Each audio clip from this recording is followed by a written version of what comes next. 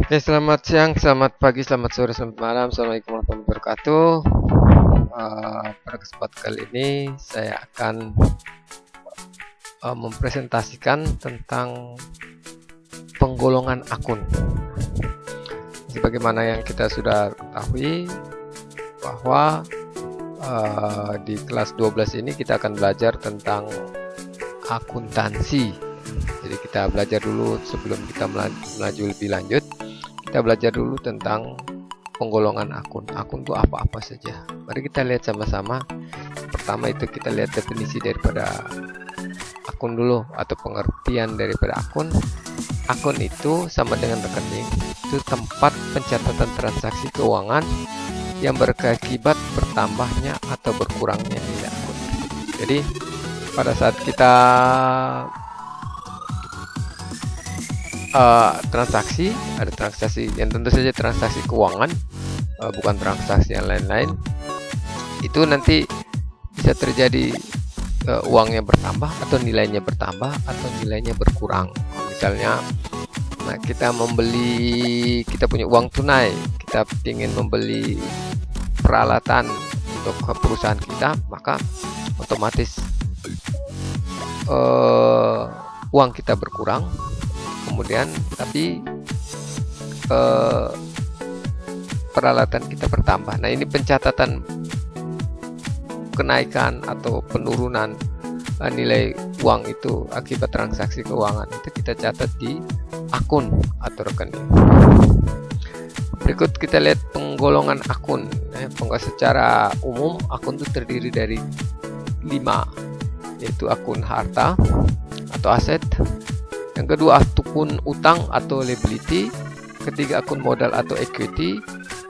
Kemudian akun pendapatan atau revenue, dan akun beban atau expense.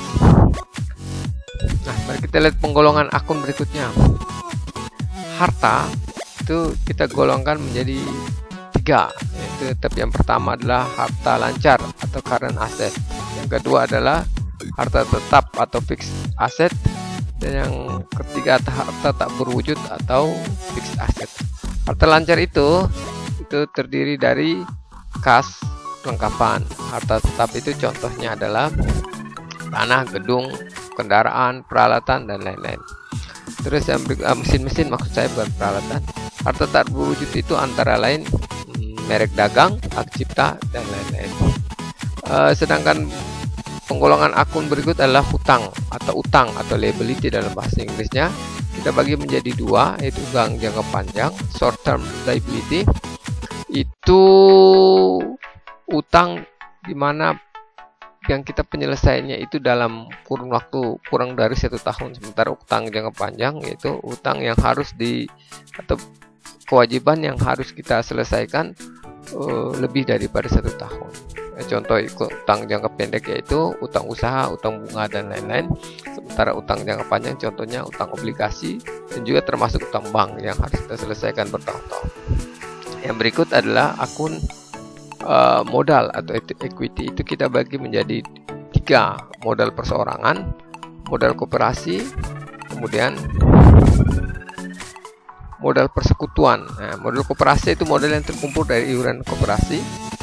Kemudian modal persekutuan itu modal yang terkumpul karena kesepakatan beberapa orang, karena mereka membuat perusahaan sehingga mereka bersepakat mengumpulkan modal tertentu.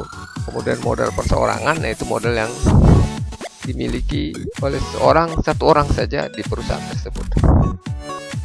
Berikut penggolongan akun yang berikut adalah pendapatan atau revenue. Pendapatan ini kita bagi menjadi 2 saja, itu pendapatan usaha dan pendapatan di luar usaha. Pendapatan usaha itu apa? Yaitu pendapatan yang diterima karena kita punya usaha. Contoh, kalau kita buka laundry, maka kegiatan melaundry itu kita jadikan pendapatan usaha. Sementara pendapatan di usahanya antara lain kalau kita mendapatkan bunga bank akibat daripada usaha kita tersebut, atau sebagian daripada tempat yang kita usahakan itu kita sewakan kepada orang lain, itu kita masukkan dalam kelompok pendapatan di luar usaha. Yang terakhir adalah beban atau expense. Beban ini apa? Yaitu semua pengeluaran yang dilakukan oleh perusahaan yang dengan catatan perusahaannya bisa memegang dalam bentuk barang.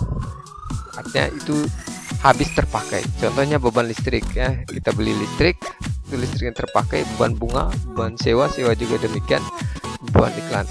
Berbeda dengan kita membeli alat peralatan mesin, itu kita tidak termasuk dalam beban karena alat itu atau uang yang keluar itu atau pengeluaran yang kita keluarkan itu kembali menjadi aktiva atau menjadi harta atau menjadi aset lagi. Berikut penggolongan akun secara garis besar itu kita bagi menjadi dua lagi, yaitu akun real di mana berdasarkan laporannya itu laporan neraca, kemudian akun nominal yang berada pada laporan laba rugi.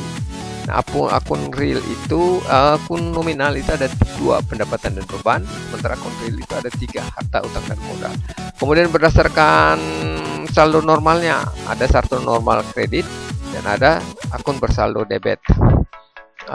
Yang saldo debit itu ada harta dan beban, kemudian yang bersaldo kredit itu utang, modal dan pendapatan. Maksud daripada akun bersaldo normalnya kredit itu apabila akun ini mengalami penambahan itu dicatat di bagian kredit, sementara pengurangannya di bagian debit. Sementara akun normal itu bersaldo debit itu dikatakan bersaldo debit apabila jumlah kalau bertambah di debit dicatat di bagian debit atau sebelah kiri, dan berkurang akan dicatat di sebelah kanan atau di saldo di bagian kolom kredit. Baik, saya kira itu cukup saja sampai di sini penggolongan akun. Kalau nanti kita lanjutkan di kemudian hari. Semoga pembelajaran yang singkat ini bisa membantu kita semua untuk menyelesaikan materi-materi yang sudah kita siapkan. Oke, saya kira itu saja, kurang lebihnya mohon maaf. Terima kasih. Assalamualaikum warahmatullahi wabarakatuh.